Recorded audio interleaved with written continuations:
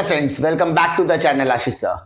आज के इस वीडियो में हम बात करने वाले हैं यूजीसी के वाइस चेयरमैन ने एबीपी माझा को कल एक इंटरव्यू दिया था उदय सामंत सर के आने के पहले, यानी उदय सामंत सर के लाइव सेशन के पहले उनका एक इंटरव्यू था जो तकरीबन आधे घंटे का इंटरव्यू था। उस पर कुछ ऐसे क्वेश्चंस पूछे गए जो आपसे रिलेटेड है और उन्होंने ये पूरा का पूरा इंटरव्यू कवर करने वाला नहीं था, लेकिन बच्चों की रिकमेंडेशंस थी, बच्चों के मैसेजेस थे, बहुत सारे कमेंट थे कि सर आप इस पर भी एक वीडियो बनाइए ताकि हमें पता होना चाहिए। और वो जो इंटरव्यू था मराठी में था, तो सर आप उसको अपने सिंपल लैंग्वेज में एक्सप्लेन करने की कोशिश की, तो मैंने मेरा ट्राई किया हुआ है। उन्होंने जो आंसर्स दिए, कुछ आंसर सही है, कुछ आंसर्स क्वेश्चनेबल है कि हम उस पर क्वेश्चन उठा सकते हैं। रिपोर्टर ने जब पहला क्वेश्चन उनसे पूछा कि सर यूजीसी का जो रोल है इस मामले में या इस कोरोना की परिस्थिति में कहीं ना कहीं ऑब्जेक्शनेबल है, यहां पर क्वेश्चन उनके ऊपर पूछा जा रहा है, क्योंकि आज तक यूजीसी की कार्यप्रणाली में ऐसे क्वेश्चंस कभी भी उनके ऊपर उठे नहीं है। तो वहां पर भूषण पटवर्धन जी ने आंसर दिया कि यूजीसी का काम है ओवरऑल गाइडलाइंस देने का और उसको अप्लाई करने की जिम्मेदारी यूनिवर्सिटीज की होती है। तो 29 अप्रैल के दिन जो गाइडलाइंस हमने इश्यू किया था नॉन फाइनल ईयर स्टूडेंट्स के लिए, न्यू एकेडमिक सेमेस्टर कब से स्टार्ट करना, उसका एक ओवरऑल हमने गाइडलाइन इशू किया था। अब हम एक्सपेक्ट कर रहे थे कि यूनिवर्सिटी उधर से अपनी प्लानिंग शुरू करेगी फाइनल ईयर के एग्जामिनेशन कंडक्ट करने के लिए। दूसरा चीज उन्होंने ये कहा कि हम यूनिवर्सिटी से एक्सपेक्ट करते थे कि वो फाइनल ईयर के एग्जामिनेशन कंडक्ट करेगी, और उनका मानना है कि बहुत सारी यूनिवर्सिटीज ने ऑलरेडी कंडक्ट किया हुआ है। अब मेरा क्वेश्चन ये आता है, सर आप भी महाराष्ट्र से हो, महाराष्ट्र का एक इंटेलेक्चुअल पर्सन उस यूजीसी की कमिटी में है, तो सर आपको नहीं पता क्या महाराष्ट्र की स्टेटस क्या है कोरोना के मामले में?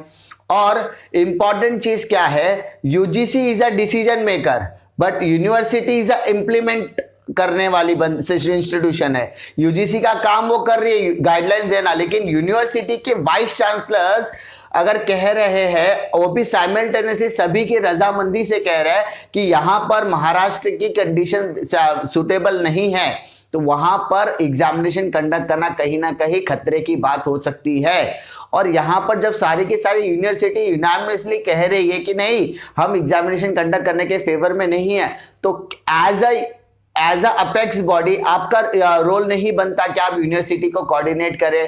और यहाँ पर सिर्फ महाराष्ट्र के यूनिवर्सिटीज की बात नहीं है, यहाँ पर तमिलनाडु, उड़ीसा और राजस्थान जैसी यूनिवर्सिटीज की भी बात है। उतना आईआईटी के इंस्टीट्यूशंस ने भी अपने एग्जामिनेशन को कैंसिल कर दिया है। तो कहीं ना कहीं यूजीसी को इस डिसीजन को रिव्यू करना चाहिए, ये मेरा पॉइंट ऑफ व्यू था।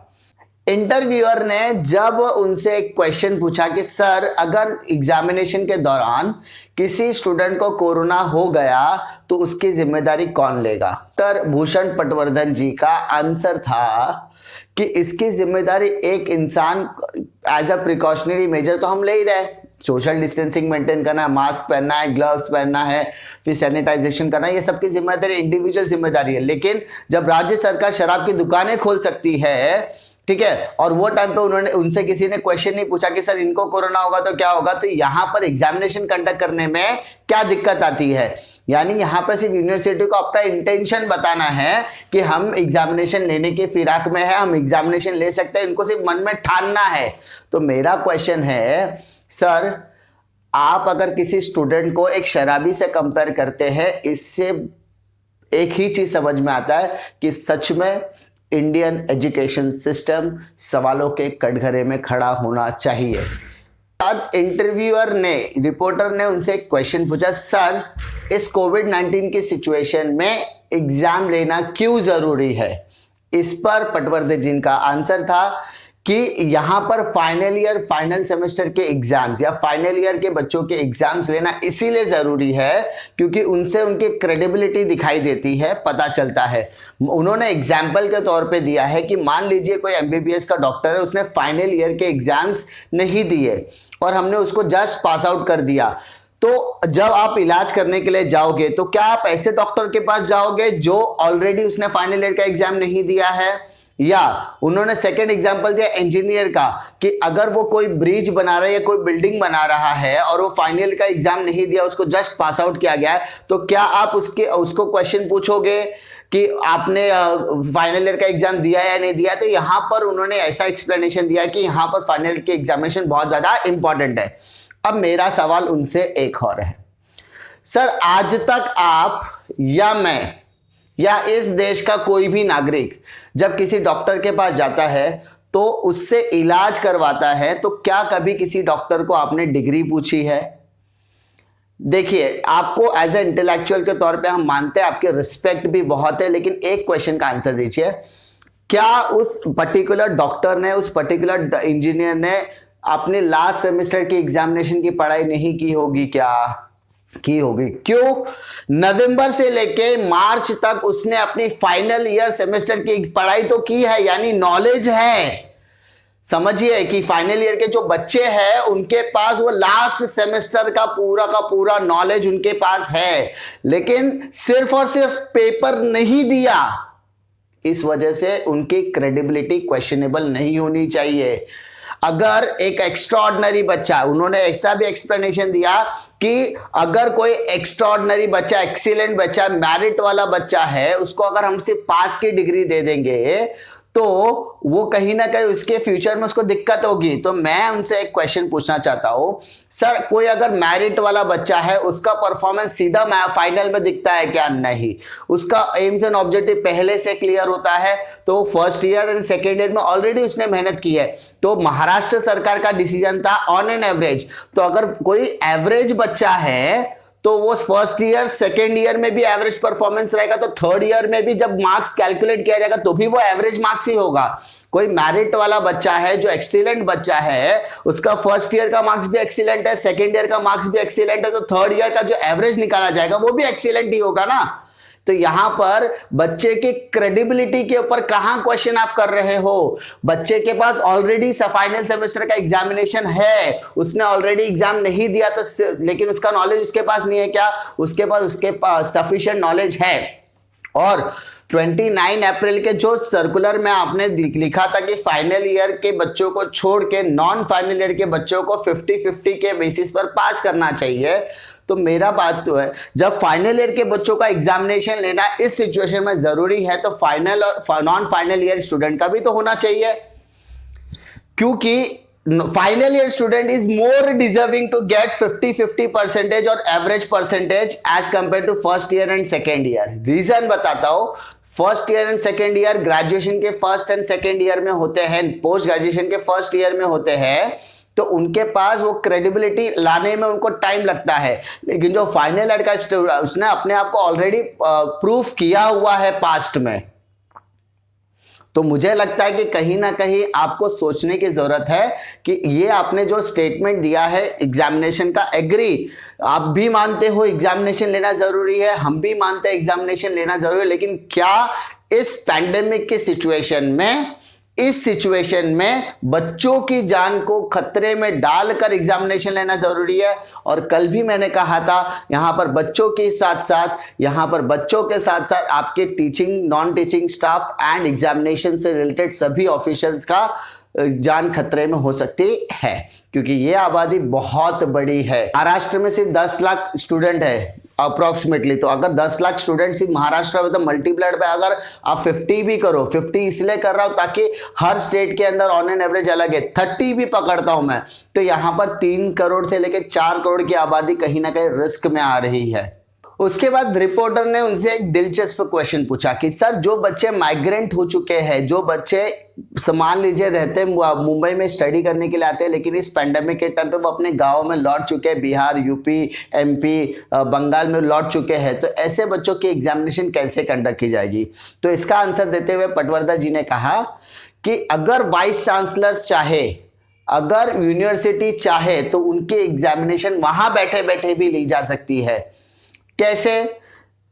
वो वहां के बच्चों को व्हाट्सएप के जरिए या ईमेल के जरिए भेज दीजिए, वो उनकी डिटेल्स मंगाकर वहां के जो कलेक्टर ऑफिसर्स है उनसे कोऑर्डिनेट करके, वहां के कॉलेज एंड स्कूल से कोऑर्डिनेट करके उनका सेंटर वहां पर ही लगाकर आप वहां से एग्जामिनेशन कंडक्ट कर सकते हैं। तो सर एक क्वेश्चन मेरा है कि आपका जो सुझाव है वो बहुत अच्छा है, लेकिन हमारे वाइस चांसलर्स ने ऑलरेडी डिसाइड कर लिया है पैंडेमिक के समय पे बच्चे can not concentrate on exams. अगर वो एग्जामिनेशन देने पहुंचते भी है और एग्जामिनेशन देते भी है, तो अगर उस दौरान उन्हें किसी भी तरीके का खतरा हुआ, अगर उन्हें किसी भी तरीके का इन्फेक्शन हुआ, अगर उन्हें कोविड-19 के सिम्टम्स वहां से ही शुरू हुए, तो क्या इसका जिम्मेदार यूजीसी नहीं होगा क्या? क्योंकि यूजीसी की वजह से ही एग्जामिनेशन कंडक्ट हो रहा है। क्योंकि मैंने क्लियरली कहा कि एग्जामिनेशन लेना जरूरी है, लेकिन इस पैंडेमिक के टाइम पे it is not possible to conduct examination. आप न्यूज़पेपर में अलग अलग जगह पर जो न्यूज़ भी सुन रहे हो कि एग्जामिनेशन कंडक्ट करने के क्या क्या डिसएडवांटेज दिख रहे हैं। बहुत सारे बच्चों को कोरोना हो चुका है और उनके जो साथी थे उनको क्वारंटाइन किया गया है। मान लीजिए एग्जामिनेशन सेंटर पे कोई बच्चा पहुंच गया, पहुंचने के बाद वो कोरोना पॉजिटिव निकल गया, तो उस क्लास हॉल में या एग्जामिनेशन हॉल में बैठे हुए सभी बच्चों को 14 दिन के लिए क्वारंटाइन किया जाएगा।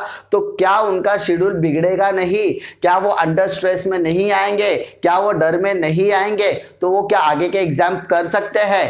Absolutely not. क्योंकि एक बार आपके मन में डर बैठ गया, आपको समझना पड़ेगा कि ये 2020 में कोरोना का डर इतना ज्यादा बढ़ गया है कि जो हमारी हेल्थ है वो कहीं ना कहीं डर के साए में है। समझना होगा आपको कि डर के साए में हम कहीं ना कहीं पनप रहे हैं। अगर आज मुझे खांसी हो जाती है तो कहीं खांसी होती है, दमे की किसी को इशू है, या मान लीजिए सांस लेने में कहीं प्रॉब्लम होती है, जो नॉर्मल इश्यूज है कभी कभी, लेकिन एक मन में सबकॉन्शियस माइंड में बैठ गया कि ये सारे सिम्टम्स कहीं ना कहीं कोरोना के हुए। तो उसके बाद रिपोर्टर ने उनसे एक क्वेश्चन पूछा कि सर पिछले 3 महीने से यूजीसी ने ऐसा क्यों नहीं कहा कि वो फाइनल ईयर की एग्जामिनेशन कंडक्ट करने वाले हैं? पिछले 3 महीने से there is no communication from UGC to the universities. तो इस पर भूषण पटवर्धन जी का आंसर था कि यूजीसी ने जो गाइडलाइंस इशू की थी 29 अप्रैल को, उसमें क्लियरली मेंशन किया गया था कि first year and second year के स्टूडेंट को प्रमोट किया जाएगा ऑन द बेसिस ऑफ 50-50 और 80-80 के एग्जाम्स 120 दिन में ली जाएगी। लेकिन हमने ऐसा कहीं नहीं कहा था कि फाइनल ईयर के एग्जामिनेशन आप कंडक्ट मत कीजिए। ठीक है, हम पहले भी यही कहते थे एग्जामिनेशन लेना है। आज की जो रिवाइज गाइडलाइंस 6 तारीख को आई है उसमें भी हमने ये क्लियरली मेंशन किया कि आपको एग्जाम्स लेना ही है। तो यूजीसी अपनी जगह पर अटल है कि आपको एग्जामिनेशन देना ही है, एग्जामिनेशन लेना ही है। बस यहाँ पर राज्य सरकार और यूनिवर्सिटीज ने ऐसा मान लिया है, तो कहीं ना कहीं राज्य सरकार और यूनिवर्सिटीज की गलती है। लेकिन मेरा क्वेश्चन यही है, सर अगर फर्स्ट ईयर और सेकेंड ईयर के एग्जामिनेशन के बच्चे को आप प्रमोट कर सकते हो, तो फाइनल ईयर के बच्चों को क्यों नहीं? फर्स्ट ईयर और सेकेंड ईयर के बच्चों को अगर आप उनके प्रीवियस परफॉर्मेंस के हिसाब से जज कर सकते हो, तो फाइनल ईयर के स्टूडेंट्स को क्यों नहीं? अगर आप first year and second year की हेल्थ इतनी ज्यादा इंपॉर्टेंट है, तो फाइनल ईयर के स्टूडेंट की क्यों नहीं? First year and second year के स्टूडेंट्स के एटी का जो मैटर है उसको आपने कह तो दिया 120 दिन के बाद लेना है, लेकिन फाइनल ईयर के बच्चों का जो 6 महीना खराब हो रहा है उसका क्या? पिछले साल महाराष्ट्र के बच्चों का जो टीवाई का सेमेस्टर 6 का रिजल्ट था वो 21 मई को आ गया था, 21 से लेकर 23 मई के बीच में आ गया था, मुझे अच्छे से याद है। 12 के रिजल्ट के पहले आया था, बल्कि उनकी एग्जाम खत्म हुई थी 6 अप्रैल को, यानी विद इन 45 डेज के अंदर एग्जाम रिजल्ट भी आ गया था। अब मुझे बात बताइए, वो बच्चे तो बहुत अच्छे लकी थे कि मई में रिजल्ट आ गया, उसके बाद वो अपने एमकॉम आगे की प्रोसीडिंग के लिए चले गए। लेकिन इस बार क्या हो रहा है, मार्च का पेपर तो मार्च गया, तो अप्रैल मई जून जुलाई अगस्त सितंबर मतलब 6 महीना उनका वेस्ट। उसके बाद उनका 45 डेज का टाइम, यानी नवंबर 15 तक उनका क्या हो रहा है, रिजल्ट आने के चांसेस है। अब मुझे बात बताइए, बच्चा जो 3 साल का ग्रेजुएशन का कोर्स है या 2 साल का ग्रेजुएशन का कोर्स है, उसमें 7 से 8 महीना आप एक्सटेंड कर लीजिए, तो क्या कहीं ना कहीं हमारा एजुकेशन सिस्टम इतना वीक है कि वो बच्चों को सपोर्ट नहीं कर रहा है, या बच्चों का एक्स्ट्रा 6 महीना लेने के बाद भी उनको अश्योरिटी नहीं मिलेगा कि आपको जॉब के लिए बेनिफिट है? अब तक का एजुकेशन प्लेटफॉर्म आपको पता ही है, एजुकेशन परफॉर्मेंस आपको अच्छी तरीके से पता ही है, क्या सिचुएशन पे जॉब अपॉर्चुनिटी लोगों को मिलती है। तो मेरी यूजीसी से दरख्वास्त यही है कि कहीं ना कहीं आपको रिव्यू, और हम नहीं कह रहे हैं एज ए इंडिविजुअल, हम नहीं डिमांड कर रहे, एज अ राज्य सरकार के तौर पर देखा जाए तो राज्य सरकारें भी अपनी आवाज पहुंचा रही है यूजीसी के पास, पीएमओ के पास, और कह रही है कि हम एग्जामिनेशन नहीं लेने के फेवर में। राजस्थान ने भी डिक्लेयर किया, महाराष्ट्र ने भी, तमिलनाडु ने भी, ओडिशा ने भी, और वेस्ट बंगाल, पंजाब, सभी लोगों ने अपील की है कि यूजीसी आप अपने गाइडलाइंस को रिव्यू कीजिए, क्योंकि ये सिचुएशन में हम बच्चों की जान को खतरा, क्योंकि ये बहुत बड़ा नंबर है। अगर ये इन्फेक्ट होता है तो कहीं ना कहीं पूरे इंडिया में जो केसेस है वो इतनी रैपिडली बढ़ेंगे जिसका कोई अंदाजा आपको नहीं है। इसके बाद जो रिपोर्टर थे उन्होंने क्वेश्चन पूछा कि सर क्या यूजीसी की गाइडलाइन सभी राज्यों के लिए बंधनकारक है क्या, सभी राज्यों के यूनिवर्सिटीज के लिए बंधनकारक है क्या, यानी उन्हें मानना पड़ेगा कि नहीं मानना पड़ेगा। तो भूषण पटवर्धन जी का आंसर था यस, सबको मैंडेटरी है, क्योंकि 2003 की गाइडलाइंस के हिसाब से जो भी गाइडलाइंस यूजीसी रिलीज करता है वो सारी की सारी गाइडलाइंस यूनिवर्सिटी को मानना बंधनकारक है। उसके बाद रिपोर्टर ने एक और क्वेश्चन उनसे पूछा जो बहुत इंपॉर्टेंट है कि सर क्या यूजीसी वापस से एक रिवाइज गाइडलाइन इशू करेगी क्या। तो इस पर उनका आंसर था अब यूजीसी किसी भी तरीके का रिवाइज गाइडलाइन इशू नहीं करेगी। उन्होंने अपनी गाइडलाइंस दे दी कि एग्जामिनेशन होनी चाहिए, और ये रिवाइज गाइडलाइन हमने इसीलिए इशू की है क्योंकि जो एग्जामिनेशन जुलाई में कंडक्ट होनी चाहिए थी, फाइनल ईयर की एग्जाम्स, वो फिर जुलाई में कंडक्ट नहीं हो रही है, इसलिए हमने रिवाइज गाइडलाइन से वो सितंबर में शिफ्ट कर दिया गया है। और तो उन्होंने सारे राज्य सरकारों से और यूनिवर्सिटी से अपील किया कि आप बच्चों के माइंड में ये डाल दीजिए कि उनको एग्जाम देना ही पड़ेगा। ठीक है, उनका आंसर उन्होंने दे दिया, लेकिन मेरा क्वेश्चन है सर क्या आप अश्योरिटी दे रहे हो कि एग्जामिनेशन लेने के टाइम पर सितंबर में एग्जामिनेशन आप ले सकते हो, कोरोना खत्म हो जाएगा सब कुछ। अगर कोरोना तभी भी खत्म नहीं हुआ तो आपका वापस से रिवाइज गाइडलाइंस आएगा। दूसरी चीज मैं आपसे एक क्वेश्चन पूछना चाहता हूं, आपने अपने 29 अप्रैल के गाइडलाइन में एक राइट राज्य सरकारों को और यूनिवर्सिटीज को दिया था कि आप अपनी स्टेट की कंडीशन को देखते हुए आप सुटेबल डिसीजन ले सकते हैं। दूसरा, जब राज्य सरकार इस तरीके किसी भी तरीके के पैंडेमिक में होती है तो एपिडेमिक डिसीज एक्ट के हिसाब से राज्य सरकारों के पास वो डिसीजन होता है कि वो अपने स्टेट पर नियम कायदे कानून लगा सकती है। तीसरा, डिजास्टर मैनेजमेंट एक्ट के अंदर एजुकेशन का मैटर भी सॉर्ट आउट किया जा सकता है। चौथा, यहां पर उदय सामंत सर और सीएमओ ने जो डिसीजन लिया है वो उन्होंने इंडिविजुअल लेवल पर नहीं लिया है, क्योंकि उन्होंने जो लिया है वो पूरी की पूरी चर्चा होने के बाद और सारे 13 पब्लिक यूनिवर्सिटीज के वाइस चांसलर्स की सहमति के साथ लिया है। यानी यहां पर कहीं ना कहीं सारी यूनिवर्सिटीज के वाइस चांसलर्स की सहमति थी। सब एक ही टोनिंग में कह रहे थे कि नहीं, इस पैंडेमिक के टाइम में हमें बच्चों के एग्जामिनेशन लेने का खतरा नहीं लेना चाहिए। तो कहीं ना कहीं यूजीसी को सोचना चाहिए, किसी स्टेट की यूनिवर्सिटीज ने अगर ये डिसीजन लिया तो कुछ सोच समझ के लिया होगा। अब यहां पर आपको समझने की जरूरत भी है। रिपोर्टर ने एक और क्वेश्चन उनको बहुत दिलचस्प पूछा कि सर ये कंफ्यूजन क्रिएट कौन कर रहा है। तो उस पर उनका आंसर था कि यूजीसी ने तो पहले भी कहा था हम एग्जामिनेशन लेने वाले हैं, और आज के गाइडलाइंस में भी उन्होंने यही कहा कि हम एग्जामिनेशन लेने वाले, तो यानी हम अपने स्टैंड में क्लियर है कि हमें एग्जामिनेशन लेना है। ये कंफ्यूजन कहीं ना कहीं किसी और तरीके से फैलाया जा रहा है क्योंकि हमने अपना डिसीजन चेंज नहीं किया है। अब मेरा क्वेश्चन है, ये कंफ्यूजन क्रिएट हुआ है सिर्फ और सिर्फ मिसकम्युनिकेशन की वजह से या कम्युनिकेशन गैप होने की वजह से?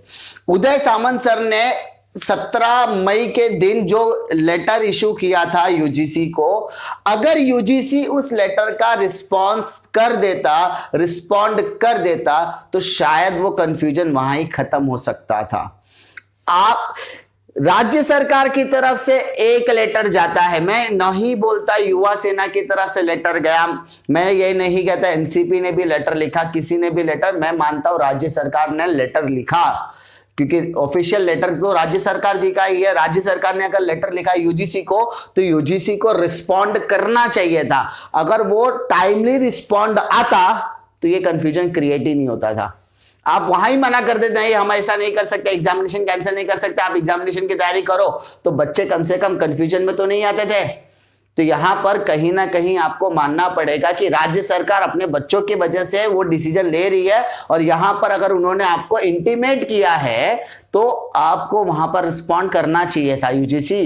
दूसरी चीज, यहां पर राज्यपाल जी ने जो जीआर रिलीज किया, दोनों के दोनों जीआर की पे बात कर रहा हूं, दोनों जीआर पर अगर राज्यपाल जी की सहमति से वो जीआर रिलीज किया तो यहां पर बात उधर ही खत्म हो जाती है। तो यहां पर राज्य की जो जिम्मेदारी होती है, जैसे देश की जिम्मेदारी के लिए राष्ट्रपति की सिग्नेचर बहुत ज्यादा इंपॉर्टेंट होती है, कोई भी कायदा कानून बनता है तो राष्ट्रपति की सिग्नेचर उतनी इंपॉर्टेंट है। उसी तरीके से राज्य में अगर कोई कानून बनता है तो उस पर राज्यपाल जी की सहमति होना जरूरी है, और उनकी सहमति से ही डिसीजन लिया गया है। तो मेरे हिसाब से यूजीसी को अब इंटरफेयर नहीं करना चाहिए। उसके बाद रिपोर्टर ने उनसे एक क्वेश्चन पूछा कि सर, अगर किसी संस्था ने या किसी ने आपके यूजीसी के गाइडलाइन पर कोर्ट केस किया या पेटिशन डाला कोर्ट में, तो क्या होगा? तो उन्होंने कहा, रिप्लाई करते हुए कहा कि ऑलरेडी किया हुआ, दिल्ली यूनिवर्सिटी ने ऑलरेडी केस किया हुआ है, पेटिशन किया हुआ है, और लेट द कोर्ट डिसाइड कि क्या हमारे लिए वायबल है क्या नहीं है, यानी कौन सा गाइडलाइंस आपके लिए बंधनकारक है, कौन सी गाइडलाइन आपके लिए बंधनकारक नहीं, अभी कोर्ट को ही डिसाइड करने दीजिए। सबसे आखिरी और सबसे इंपॉर्टेंट सवाल रिपोर्टर ने पूछा, सर, अगर यूजीसी की गाइडलाइंस को राज्य सरकार मानने से मना कर देती है, यूनिवर्सिटी मानने से मना कर देती है, तो क्या होगा? तो इस पर भूषण पटवर्धन जी का एक आंसर है कि उन्होंने आंसर दिया कि सर, ये गाइडलाइंस को मानना है या नहीं मानना है, इसका सोल डिसीजन सिर्फ और सिर्फ राज्यपाल जी के पास है। यस, इसका मतलब अगर कोई जीआर राज्यपाल जी की सहमति से अगर हमारे यहां पर इंप्लीमेंट होता है, तो इसका मतलब राज्यपाल जी एग्जामिनेशन नहीं लेने के फेवर में है, क्योंकि वो सारी यूनिवर्सिटी के चांसलर है। वाइस चांसलर ने जो डिसीजन लिया है वो डिसीजन जाता है चांसलर्स के पास, और चांसलर क्या करते हैं, उन सारी डिसीजन के ऊपर अप्रूवल देने का काम करते हैं। तो उसी तरीके से यूजीसी के गाइडलाइंस को मानना है या नहीं मानना है, इसका फाइनल डिसीजन राज्यपाल जी करेंगे। तो यहां पर सबसे पहला क्वेश्चन आता है, सर, राज्यपाल जी क्या सरकार के फेवर में आएंगे? यस, आ सकते हैं क्वेश्चन मार्क। रीजन बताता हूं। अगर सीएम साहब, उदय सामंत सर, तानपुरे सर, अजित दादा पवार साहब और शरद पवार जी, ऐसे बड़े बड़े दिग्गज नेता अगर उनसे जाकर पर्सनली इस मुद्दे पर बात करें, अपनी बातें बताए, स्टेट की कंडीशन उनको वैसे भी पता है, अगर उनको एक्सप्लेन करे, यूजीसी की गाइडलाइंस आई है ऐसे एक्सप्लेन करे, हमारी गाइडलाइंस में, हमारे डिसीजंस में हमने ये सारी चीज़ें ली है, ये सारी चीज़ें अगर उनको सामने बैठकर डिस्कस किया जाए, तो यस, राज्यपाल जी कहीं ना कहीं स्टेट गवर्नमेंट के फेवर में आकर आपके लिए, स्टूडेंट्स के फेवर में डिसीजन ले सकते हैं। लेकिन मेरा मानना यही है कि यहाँ पर टेलीफोनिक कन्वर्सेशन से काम नहीं बनेगा। यहाँ पर जितने भी शुभ चिंतक है बच्चों के, उन सभी को सामने आकर उनसे जाकर बात करनी होगी, तभी ये मैटर सॉर्ट आउट होने वाला है। यानी इतनी कंट्रोवर्सी पर, इतनी सारी कंट्रोवर्सी पर अगर कोई फुल स्टॉप लगा सकता है तो वो सिर्फ है राज्यपाल जी। तो राज्यपाल जी से दरख्वास्त करता हूं कि आप बच्चों के फेवर में ही रहिए, और जितनी भी राज्य सरकार और उनके अधिकारी है, मंत्री जी है, उनसे आप दरख्वास्त करता हूं कि आप जाइए और राज्यपाल जी को अपनी पूरी बात बताइए, तो राज्यपाल जी आपके फेवर में आ सकते हैं। उम्मीद करता हूं कि आपको वीडियो पसंद आएगा। पसंद आया तो लाइक करो, दोस्तों में शेयर करो, और इसी तरीके के ऑथेंटिक अपडेट के लिए इस चैनल पर बने रहिए। टेलीग्राम चैनल को ज्वाइन कर लीजिए, और उम्मीद करता हूं कि आपको वीडियो पसंद आएगा। मिलता हूं आपको नेक्स्ट वीडियो में, तब तक के लिए जय हिंद।